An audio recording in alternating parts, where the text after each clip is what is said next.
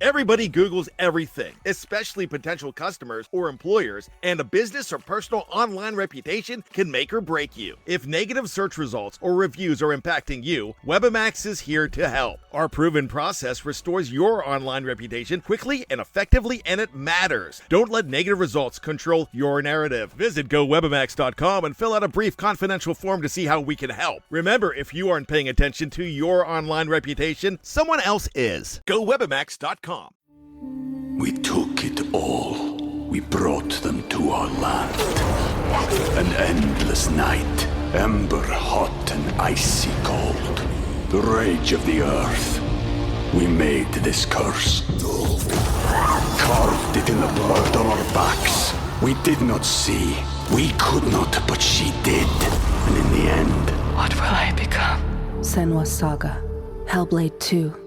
Play it now with Game Pass.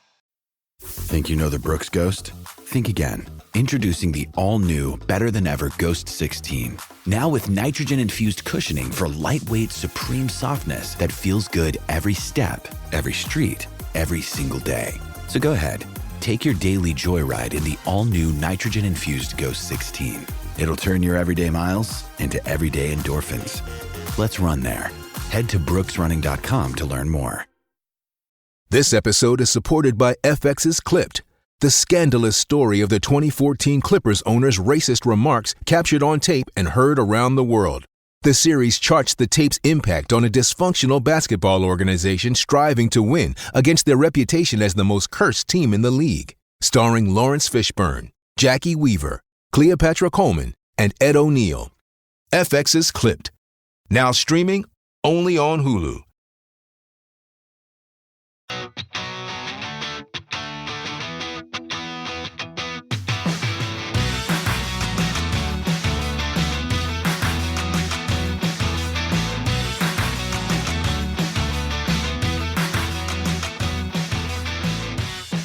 Welcome back, Ram fans. This is Rams Up, your favorite LA Rams podcast. We are proud members of the Fans First Sports Network. That's fansfirstsports.com. You can also follow us on YouTube. Our channel is at LA Rams Up. I'm your host, Mark. You'll hear from my co-host, Tom, on occasion as well. Hey, we're not Rams insiders. We're just longtime fans who love talking about our Los Angeles Rams. Let's get to it. Welcome back, everybody. Episode 463 of Rams Up. We're going to get through some news and notes. And then, as promised, we're going to start checking in on other NFL teams. This week, the Dallas Cowboys. Before we get into that, episode 463, let's check in on a number 63. And you know, when you start researching players that have worn various numbers, you stumble across some interesting guys. Joe Carollo, 6'2", 265-pound offensive tackle. The Rams drafted him in the second round of the 1962 draft out of Notre Dame. Played for the Rams through 1968. And then came back, played one more year in 1971, ended up starting 90 games as a Ram. Also played for the Eagles and Browns. And what's interesting about this guy, hey, it was before my time, before I was old enough to really pay attention, actually. But during the 65 season, Carollo made his professional wrestling debut in San Diego, teamed up with another Ram, Don Choi, during most of his career. Eventually ended up in Japan, wrestling in the Japan Pro Wrestling Alliance, and teamed up with a pretty famous wrestler, Killer Carl Cox. And in 1966, Carollo and Cox defeated Giant Baba and Michiaki Yoshimura to win the All-Asian Tag Team Championship. 5 days later, they lost that same championship. But Joe Carollo, our number 63 for the Los Angeles Rams. Get through some news and notes, mostly about the 49ers. Christian McCaffrey getting a contract extension, 2 years, $38 million guaranteed. Kind of reminds me of the Todd Gurley contract. That was 4 years for $45 million. And the other similarity, teams giving running backs, injury-prone running backs with injury concerns, getting extensions. Didn't work out for the Rams and Gurley. I'm not sure I'm a fan of this contract for McCaffrey, just the running back position. I don't know, sorry to say. McCaffrey is special, but not sure I'd give him that contract. And what does that mean for Brandon Ayuk? Rumors circulating again that the Steelers may be trying to trade for Ayuk or Deebo Samuel sometime between now and the start of training camp. You know, with Jennings getting that contract there, McCaffrey getting an extension, 49ers, not a lot of cap room. These rumors may be valid at this point. One of their careers with the 49ers could be coming to an end soon. What else we got? Confused about this new kickoff rule? Go to therams.com and check out Stu Jackson's article. It explains it in detail. I'm starting to get it myself a little bit. Injuries, Rob Havenstein and Ernest Jones, both nursing sore knees. Sean McVay doesn't think it's a big deal. And you know what? I checked a couple of online depth charts, and interestingly, Jared Verse and Braden Fisk are both listed as starters. Fair enough, they probably will be. But as far as Verse goes, I wonder how Michael Hoyt feels about that. Remember what he said last year when the Rams drafted Hampton, Mathis, and Young? He said they're going to have to come take his starting job away from him, and he held on to it. Him and Byron Young becoming the starters might be a little bit more difficult this year with Jared Verse in the house. Hey, I love to bang on Pro Football Focus when they get it wrong, like they did with Ernest Jones, the 30th ranked inside linebacker in the NFL, according to them. They came out with their top 32 offensive guard duos in the National Football League. And hey, I think they got this one right. The Rams coming in at 6 with Kevin Dotson and Jonah Jackson behind the Chiefs, Cowboys, Lions, Browns, and the Panthers. The Panthers with the 5th best guard duo. Seems pretty spot on to me. Hey, when I finish a vacation, I start planning my next one. I've actually planned the next 2, but 2025 is going to be tough. Wanted to do something in the fall during the Rams bye week, trying to figure out, guess when that might be. And I realized Rams bye week this year, week number 6, and that's the earliest bye they've had since 2014 when they were still in St. Louis. Week 4, September 20th. The following year, 2015, week 6, October 18th. So 2024, October 13th, week 6, the earliest bye for the Rams since 2014. So I'm hoping 2025 normalizes for the Rams as far as the bye week. Not like in week 4 and week 6. Between 2016 and 2023, all of their byes were between weeks 7 and 12. And twice, back-to-back years, 2019 and 2020, right smack in the middle of the season, week 9. We took it all. We brought them to our land. An endless night, ember hot and icy cold. The rage of the earth. We made this curse. Carved it in the blood on our backs. We did not see.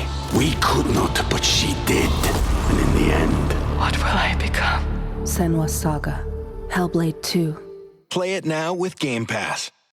When you need mealtime inspiration, it's worth shopping Kroger, where you'll find over 30,000 mouth-watering choices that excite your inner foodie. And no matter what tasty choice you make, you'll enjoy our everyday low prices, plus extra ways to save, like digital coupons worth over $600 each week. You can also save up to $1 off per gallon at the pump with fuel points. More savings and more inspiring flavors make shopping Kroger worth it every time. Kroger, fresh for everyone. Fuel restrictions apply.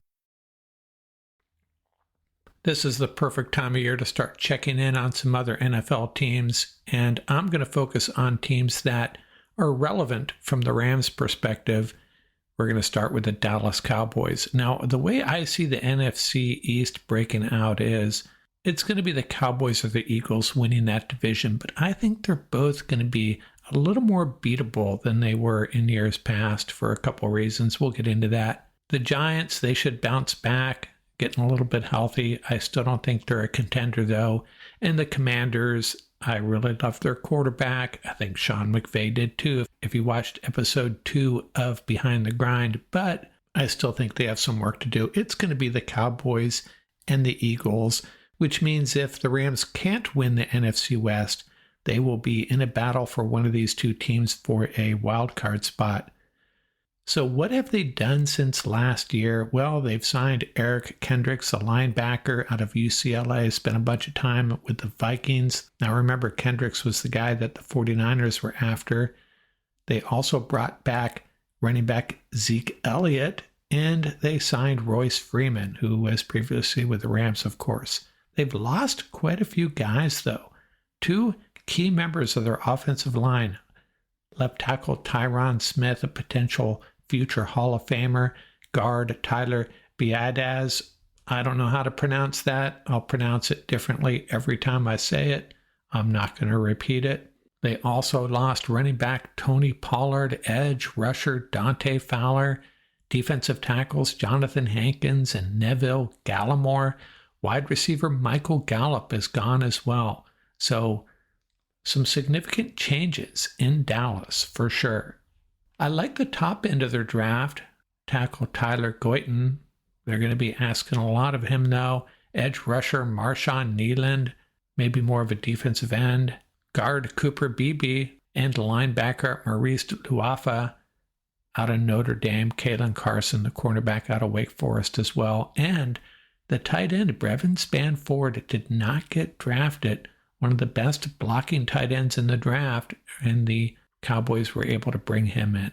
So what does this depth chart look like? Well, quarterback Dak Prescott, obviously. Zeke Elliott, I guess he's the starting running back again. They do have Deuce Vaughn on the roster, but I think he's more of a gadget guy. The starting wide receivers, CeeDee Lamb and Brandon Cooks. I think they're a little bit thin after that.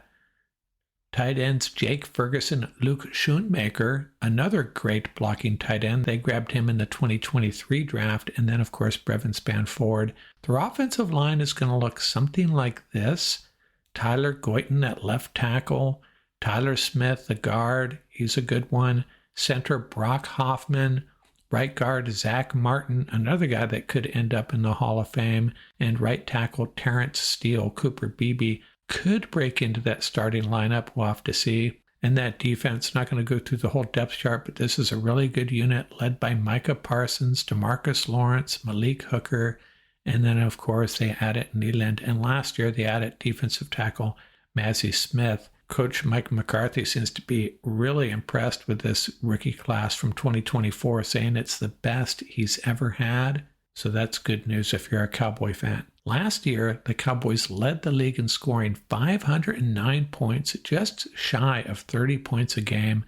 5th in scoring defense, only allowing 18.5 points per game. How do outsiders see the Cowboys this year? Well, the over-under on their win total is 10.5, and I think the Cowboys' numbers are always a little higher than they should be. Public just loves them. There's going to be public money on the Cowboys regardless. But 10.5 seems fair based on what they did last year. They were 12-5, by the way. That's about where the Eagles are going to come in as well. Giants and Washington both at 6.5 on the win total. Their schedule is middling, about the 12th most difficult. So what's my gut feeling on the Cowboys? Well, there's reasons to be optimistic. They have a great defense. They have Dak Prescott, a very good regular season quarterback, and CeeDee Lamb, one of the best receivers in the league. Reasons to be concerned? That's a big ask of Tyler Goyton. He's considered a developmental prospect to begin with, and they're planting him at left tackle. 2 starters from that offensive line gone, and you know what? The Cowboys have always hung their hat on a great offensive line, much like the Rams. The Rams historically have had great offensive lines, and so have the Cowboys. This year's unit could be very good. Tyron Smith and Zach Martin are still there, but have to question if this offensive line can get it done, and then pair that with the fact that their running back group is pretty thin. Zeke Elliott, I don't know. It's going to put a lot on this passing game, I think. And the other thing to be concerned about is even if they do make the playoffs, this team led by Dak Prescott, I'm going to call it playoff Dak, is not the same as regular season Dak. They have to get over that mental hump of winning big games in the playoffs. Haven't done it in quite a while. So that's what I would be concerned about. Overall, Cowboys are going to be very good. I'd be surprised if they got to that 11 or 12 win mark. I think it's going to be more like 10 wins. If Tyler Goyton is the guy, though, and Zeke Elliott still has it, maybe they push for 12 or 13 wins, but I'm not feeling it right now. Very good football team. Are they a Super Bowl contender? Absolutely. Are they a top 10 team? Probably barely. That's my take on the Dallas Cowboys in early June of 2024. And you think a lot would be at stake for this version of the Cowboys. They have not won a Super Bowl since 1995. That's 28 seasons, 13 playoff appearances in that time, but they have never even reached an NFC championship game. Jerry Jones continuing to support Mike McCarthy. Dak Prescott, pressure on him as well. 2-5 in the playoffs. America's team, not so much anymore.